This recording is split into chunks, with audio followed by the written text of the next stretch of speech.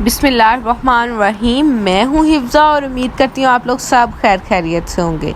आज मैं आपको नहायत इजी रेसिपी सिखा रही हूँ फ़ालसे के शरबत की। गर्मियों में ये सबसे ज़्यादा यूज़ होता है फ़ालसे का शरबत, क्योंकि इसकी तासीर होती है ठंडी। तो इसके लिए हमें चाहिए एक नमक, और इसके साथ हमें चाहिए चीनी यानी कि शुगर, और हमें चाहिए आइस वाटर या आइस दोनों यूज़ कर सकते हैं आप। मैं आइस वाटर इसलिए यूज़ करती हूँ कि वो ज़्यादा बेहतर रहता है, और हमारा जो जूस होता है या शेक होता है वो उसमें बड़ा अच्छा टेक्सचर आ जाता है। ठीक है, इस वजह से मैं जो फ़ालसे का शरबत होगा उसमें आइस वाटर यूज़ करूँगी। तो चलते हैं जी हम अपनी रेसिपी की तरफ, फ़ालसे का शरबत बनाने की तरफ। ठीक है, तो मैंने फ़ालसे के शरबत के लिए लिया है जी हाफ़ के जी जो है वो फ़ालसा लिया है। तो हाफ़ के जी फ़ालसा के लिए मैंने इसको वॉश करके साफ़ कर लिया, और अच्छे से आप देख सकते हैं कितना ही ये मज़े का और बिल्कुल बहुत ही फ्रेश लग रहा है, ब्लैक कलर में है। ठीक है, पर्पल कलर असल में होता है, लेकिन जब ये बहुत अच्छा हो तो वो शेड जो है वो ब्लैक कलर का देता है। हमने जी फ़ालसे का शरबत बनाने के लिए फ़ालसा जो है वो जग में ऐड कर लिया है जूसर में। इसके साथ जी हम आइस वाटर डाल रहे हैं इसके अंदर। उसके साथ हम डालेंगे जी शुगर आप अपने टेस्ट के अकॉर्डिंग भी यूज़ कर सकते हैं, और हाफ़ के जी के लिए आप हाफ़ पाव जो है वो शुगर यूज़ करें, वो बहुत बेस्ट रहती है। अब जी मैंने आपको बताया था कि काला नमक और वाइट नमक आप दोनों यूज़ कर सकते हैं, तो मैं यहाँ दोनों ही यूज़ कर रही हूँ। ब्लैक नमक जो है वो आप ब्लैक सॉल्ट आप थोड़ा सा वो यूज़ कर लें, और जिनको टेस्ट नहीं अच्छा लगता ब्लैक सॉल्ट का वो वाइट सॉल्ट यूज़ कर सकते हैं। ठीक है, सफ़ेद नमक यानी कि जो आपके आम किचन में आयोडीन मिला नमक जो होता है वो यूज़ होता है, वो भी आप इसमें यूज़ कर सकते हैं। तो ये दोनों इंग्रेडिएंट्स आपके किचन में ऑलरेडी मौजूद होंगे।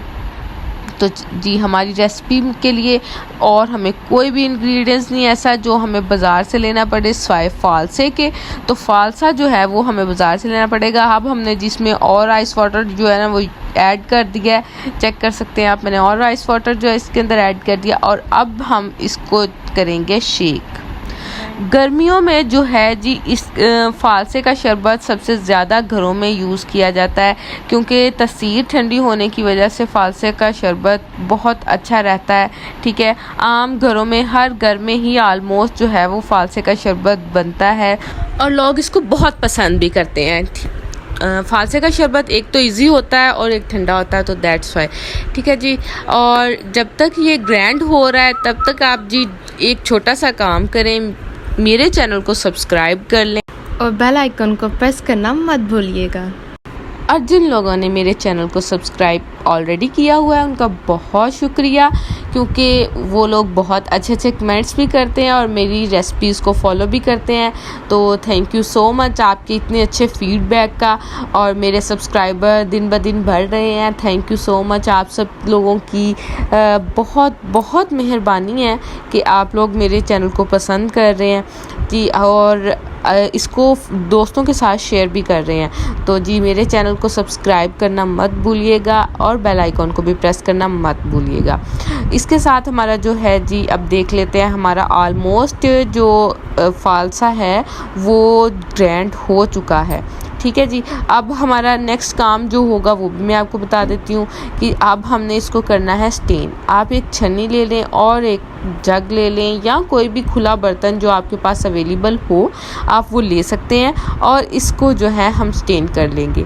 अब जी एक बात और मैं आपको यहाँ पे बताती चलूँ कि जब हम फ़ालसे के शरबत का पेस्ट बना लेते हैं तो अब हम इसको ऐसे भी यूज़ कर सकते हैं, ज़रूरी नहीं है कि आपने इसको स्टेन ही करना है। ठीक है, मोस्टली लोग जो होते हैं वो इसको स्टेन नहीं करते, वो वैसे ही इसको यूज़ कर लेते हैं, वो भी वेल एंड गुड है, अच्छा है। अगर आप घर में यूज़ कर रहे हैं तो आपको कोई इशू नहीं है, आप कर सकते हैं, क्योंकि हमारा जो पेस्ट होता है वो भी सारा फ़ालसा ही होता है, और ग्राइंड करने से इसका जो है ना अच्छे वाला टेस्ट जो है ना वो निकल आता है। اور اگر آپ نے گیسٹ وغیرہ کے لیے بنانا ہے تو آپ اس کو سٹین بھی کر سکتے ہیں. جیسا کہ میں آپ کو دکھا رہی ہوں کہ آپ ایک بڑی چھنی میں اپنا پیسٹ ڈالیں اور اس کو اچھے سے جو ہے نا وہ چمچ کے ساتھ ہلاتے جائیں تو آپ کا جو پیسٹ ہے اس کے اندر سے جوس سارا جو ہے وہ سٹین ہو جائے گا. ٹھیک ہے, اور وہ نکل جائے گا سارے کا سارا. آپ آہستہ آہستہ, اگر آپ کے پاس بڑی چھنی نہیں ہے تو آپ چھوٹی میں ڈال کے آہستہ آہستہ تھوڑا تھوڑا کر کے بھی ڈال سکتے ہیں. ٹھیک ہے, تو اس کے ساتھ جو آپ دیکھیں گے میں آپ کو دکھاؤں گی کہ جو نکل رہا ہے وہ پیسٹ بہت اچھا ہے. اور آپ دیکھیں گے کہ جو چھنی کے نیچے پیسٹ لگا ہوتا ہے نا, جب آپ کا زیادہ ڈارک ہو جاتا ہے تو آپ اس کے اندر پانی ایڈ کر لیں تو وہ چھنی کے نیچے ایسے جو ڈارک کنڈیشن ساتھ جڑی ہوتی ہے وہ بھی اتر جاتی ہے. ٹھیک ہے, تو مجھے لگ رہا تھا کہ جی برف ہمارا پانی جو ہے نا وہ کم ٹھنڈا ہے, تو میں نے جو آئس واٹر ہے نا ود آئس جو ہے نا وہ ہی اس کے اندر اور ایڈ کیا ہے.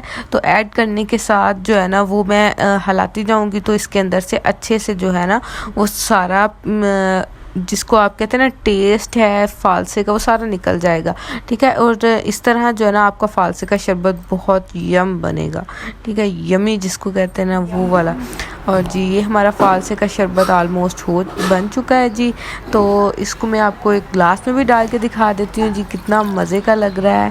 ٹھیک ہے, اور میں نے تو بہت انجوائے کیا. امید کرتی ہوں کہ جب آپ گھر میں بنائیں گے, اس کو ٹرائی کریں گے, انشاءاللہ تعالیٰ آپ کو بھی بہت پسند آئے گا اور آپ یہ فالسے کا شربت اپنے گیسٹ کو بھی پیش کر سکتے ہیں. ٹھیک ہے, اس کے ساتھ ہی مجھے دیں اجازت. امید کرتی ہوں آپ کو میرا آج کا فالسے کا شربت بہت پسند آیا ہوگا. جہاں رہیں خوش رہیں اور دعاؤں میں مجھے یاد رکھیں. اللہ حافظ.